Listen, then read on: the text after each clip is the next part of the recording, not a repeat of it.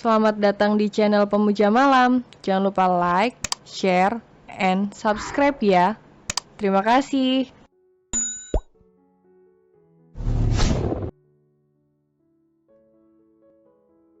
Episode 21, Ciuman Kilat di Meja Dapur. Zelaine mengulurkan paperback di tangannya. Ini aku balikin, HP kakak biar aku ganti. Aku minta maaf, tolong jangan pukul aku. Perlahan raut wajah Haskell melunak, kekesalannya langsung hilang begitu saja. Ia menghela nafas pelan dan berjongkok di depan Zelaine yang terus mundur-mundur. Haskell meraih bahu Zelaine, lalu menyelipkan rambut Zelaine yang menutupi wajahnya. Mata anak itu memerah dan bibirnya bergetar. Gue nggak marah Zel, cuma kesel dikit tadi, dan gue nggak akan pukul lo. Ucap Haskell lembut. Jangan nangis, ya, maaf udah kasar, maaf udah bikin lo takut. Haskell menarik tubuh mungil yang bergetar itu ke dalam pelukannya, menepuk-nepuk punggung rapuh yang terlalu dipaksa untuk tegar. Haskell benar-benar tertipu oleh Zelaine, dia pikir Zelaine benar-benar baik-baik saja. Tapi setelah dipikir-pikir, bagaimana mungkin Zelaine bisa baik-baik saja jika dia dikurung sedari kecil, dipukul, disiksa, dan dipaksa melakukan semua pekerjaan rumah sejak umurnya masih belum cukup untuk melakukan semua itu. Rumah itu pasti benar-benar seperti neraka bagi Zelaine. Jangan takut sama gue dong, Cil. Ucap Haskell pelan saat Zelaine terisak. Ikutan sedih nih gue. Ucap Haskell lagi cemberut. Cengeng lo ah. Gerutu Haskell sembari terus mengelus punggung itu. 5 menit kemudian setelah nafas Zelaine teratur, Haskell melepas pelukannya. Udah jangan nangis lagi, kuy. Ajak Haskell menarik tangan Zelaine, tapi anak itu tak ingin beranjak dari tempat. Maaf. Gumam Zelaine. Udah gue maafin Ella. Balas Haskell menarik Zelaine lagi, tapi Zelaine langsung menarik tangannya dari genggaman Haskell. Dia mengulurkan paperback di tangannya. Ini aku balikin, Kak. Makasih banyak, aku bisa pulang sendiri kok. Kata Zelaine tersenyum. Haskell berdecak. Ah, lo mah. Ucap Haskell kesal sembari mengacak rambutnya. Cek kesel gue. Maaf udah ngerepotin, Kak. Cek gak mau tahu, lo harus ikut gue. Kata Haskell langsung mengangkat tubuh Zelaine seperti karung beras dan berlari menuju mobilnya. Sepanjang perjalanan mereka hanya diam. Bahkan saat sampai di rumah Kenzio dan ternyata sahabatnya itu tak ada di rumah. Hingga akhirnya dia berbelok menuju apartemen Kenzio, mereka berdua tetap saling diam. Haskell membiarkan Zelaine supaya lebih tenang, hingga Haskell akhirnya membuka suara pertama kali. Udah, jangan ngambek lagi. Zelaine menoleh menatapnya. Aku nggak ngambek tuh. Matamu, itu apa tadi namanya kalau bukan ngambek? Zelaine bergumam sebelum menjawab. Cuma udah sadar diri. Katanya membuat Haskell berdecih. Lo tuh anaknya agak aneh, ya? Kata Haskell. Beberapa jam lalu lo mau aja ikut sama gue padahal gue orang asing, dan lo gak takut sama sekali. Giliran di sini dikit langsung takut. Heran gue. Aku tuh refleks tadi, aku pikir kakak mau pukul aku. Kata Zelaine. Dari awal emang lo gak takut ya gue jahatin? Tanya Haskell heran. Enggak, orang kakak baik kok. Haskell tertawa mendengarnya. Wah, gue jahat, Zel. Lo gak tahu aja. Kata Haskell tersenyum miring ala-ala orang jahat. Enggak kok. Balas Zelaine begitu yakin. Cek lo gak tahu aja sih. Decak Haskell. Tahu. Balas Zelain nyolot. Apa yang lo tahu? 2 minggu ini setiap aku pulang sekolah, aku sering lihat Kak Haskell bagi makanan sama anak-anak jalanan di dekat sekolah aku. Kata Zelain. Makanya aku nggak ragu ikutin kakak. Oh itu. Gumam Haskell. Gue cuma nongkrong sama tuh bocil doang kali. Ucap Haskell merendah. Terus juga aku pernah lihat Kak Haskell nolongin orang di jambret sampai tangan Kak Haskell luka kena pisau jambret itu. Oh 3 hari lalu, gue gabut doang sih. Aku pernah lihat Kak Haskell jadi badut juga loh. Aku pikir Kak Haskell orang miskin, ternyata enggak. Cek dibilangin gue gabut. Hidup kakak random banget, ya, beneran kayak pengangguran, deh. Cek. Haskell jadi malu, bener-bener kelihatan kayak nggak ada kerjaan banget dia. Pokoknya gue bukan orang baik. Kata Haskell kesal, Zelain nggak tahu aja seberapa playboy dirinya. Di danau tadi Kak Haskell juga borong jagung bakar nenek-nenek yang nggak laku terus dibagi-bagiin. Ucap Zelain lagi. Haskell kehabisan kata-kata. Cek lo matain gue, iya? Enggak, tuh. Iya, merinding gue. Enggak. Iya. Enggak. Lo nggak tahu sih. Gumam Haskell. Nggak tahu apa? Lo masih bocil, nggak tahu kehidupan orang dewasa. Balas Haskell menghentikan mobilnya di parkiran apartemen Kenzio. Haskell menarik bahu Zelain untuk menghadapnya. Jangan terlalu percaya sama orang asing, nggak semua orang yang kelihatan baik itu beneran baik. Ucap Haskell yang diangguki Zelain. Kalau ada yang kasih lo permen terus ngajak lo kemana gitu, jangan mau. Itu anak TK juga tahu, Kak. Balas Zelain. Cek lo terlalu polos, sih. Bikin khawatir. Kata Haskell lagi. Oh iya, kalau ada yang pegang lo jangan mau, nanti diapa-apain. Zelain lalu langsung menepis tangan Haskell di bahunya. Haskell menganga, lalu mengangguk-angguk. Good. Flashback off. Haskell tersenyum tipis melihat Zelain kini asik bercanda bersama Zavanya sembari mengemil pizza.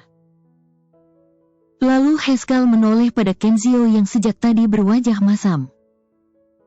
Gagal lagi, ya? Kata Haskell tergelak. Dia pun heran, kenapa kedatangannya itu selalu pas untuk mengganggu kegiatan Kenzio. Kenzio hanya melirik Haskell datar, dia benar-benar kesal sekesal-kesalnya. Padahal Kenzio masih sangat ingin berduaan dengan Zavanya, padahal ia masih sangat merindukan Zavanya. Tapi 2 orang tak diundang ini tiba-tiba datang dan memaksa masuk. Kenzio benar-benar kesal, ia bahkan terang-terangan menatap Zelain kesal. Pacar kakak mukanya galak banget. Bisik Zelain pada Zavanya. Biarin aja. Balas Zavanya tertawa kecil. By the way, filmnya emang kayak apa? Tanya Zavanya yang telah mendengarkan cerita Zelain. Orang dewasa kayak Kak Haskell sama Kak Zava pacaran gitu, latarnya di Bandung tahun 1990 kalau nggak salah deh, Kak. Cerita Zelain. Ah, itu. Kata Zavanya. Emang aku nggak boleh nonton film dewasa itu ya? Cek itu namanya bukan film dewasa beda lagi, pantesan orang salah paham. Kata Zavanya tak habis pikir. Kan pemerannya orang dewasa, aku pikir itu film dewasa. Haskell berdecak-decak mendengar perbincangan Zavanya dan Zelain. benar-benar tak menyangka ada anak sepolos itu hingga gampang sekali dijebak dan difitnah oleh pengasuhnya sendiri. Bahkan anak itu tidak sadar kalau sedang difitnah saking polosnya. Zelain benar-benar bikin Haskell khawatir. Jadi film dewasa itu orang dewasa telanjang bikin bayi di kasur ya, Kak? Tanya Zelain frontal membuat 3 orang dewasa di sana refleks menoleh dengan ekspresi berbeda. Shoot! Bisik Zafanya syok, dia jadi teringat dengan kegiatannya bersama Kenzio beberapa saat lalu. Tahu dari mana? Tanya Zafanya berbisik dengan wajah merahnya, terlebih saat ia dapat menyadari bahwa Kenzio kini menatapnya dengan satu sudut bibir yang terangkat samar. Zelain menunjuk Haskell. Kak Haskell liatin videonya tadi. Zafanya langsung menatap Haskell syok. Video. Dan Haskell langsung mengalihkan pandangannya dengan wajah sok polos dan tak tahu menahu. Wih, ada lampu. Gumamnya menatap lampu yang tergantung di langit-langit ruangan.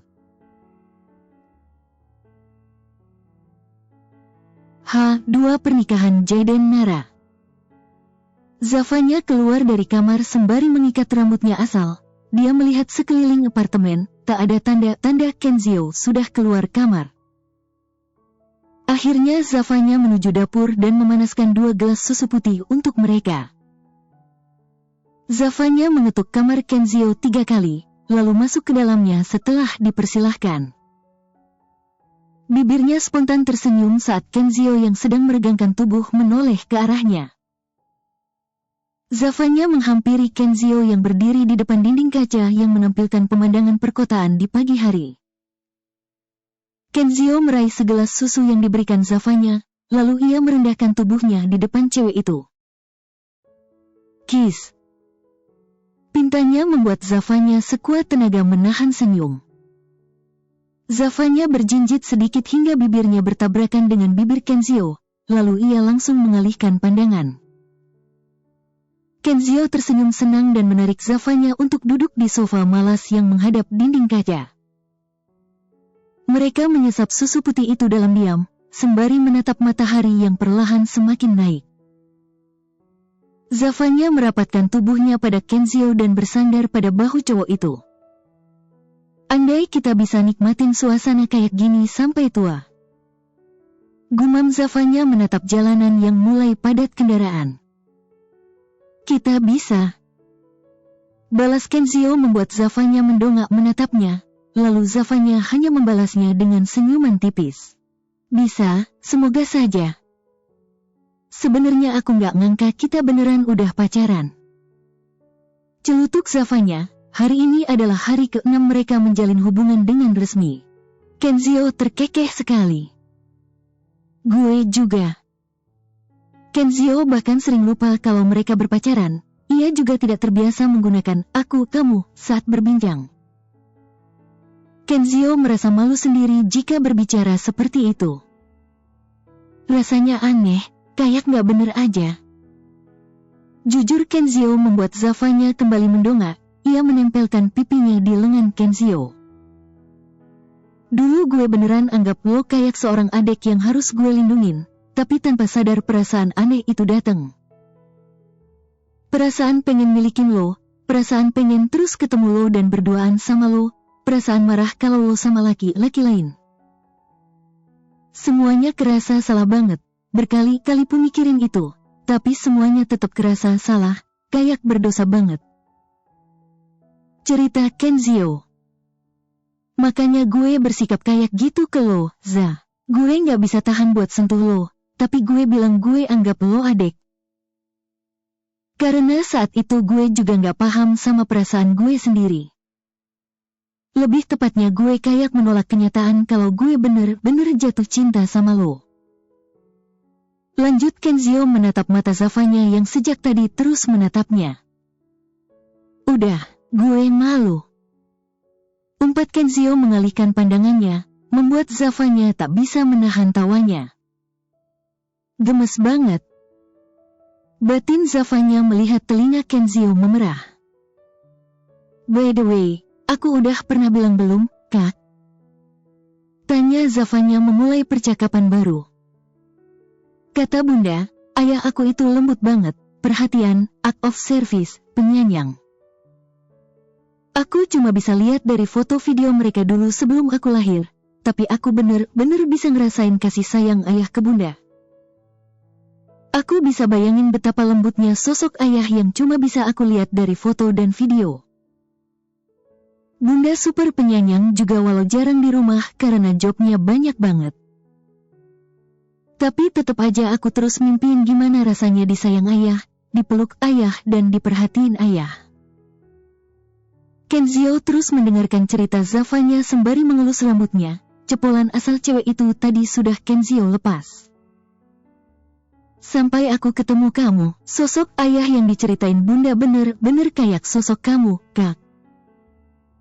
Cara kamu memperlakukan aku kayak cara ayah memperlakukan Bunda di video-video mereka sebelum aku lahir. Jadi, aku kayak, Zafanya menggigit bibirnya dengan mata yang mulai perih. Kenzio terus mengelus rambut Zafanya. Aku mikir kalau kamu itu sosok yang ayah kirim buat aku yang kekurangan kasih sayang.